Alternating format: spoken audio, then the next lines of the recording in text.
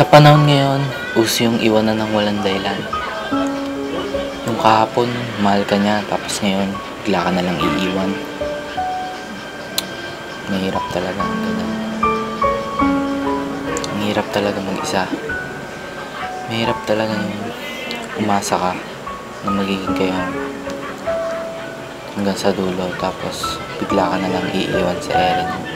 Wala man lang sinasabing salita. Oo, masakit. Pero ano magagawa mo?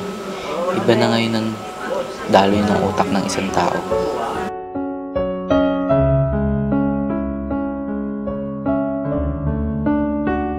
Yung nag-effort ka pang pumunta sa home shop para lang makita mong online siya at kausapin siya. Pero bigla mo na lang malalaman na may ka-wall-to-wall siya. Kung ako sa'yo, hayaan mo na lang siya. Wala ka namang magagawa eh. Kung ako sa'yo, magtota ka na lang. Liligaya ka pa.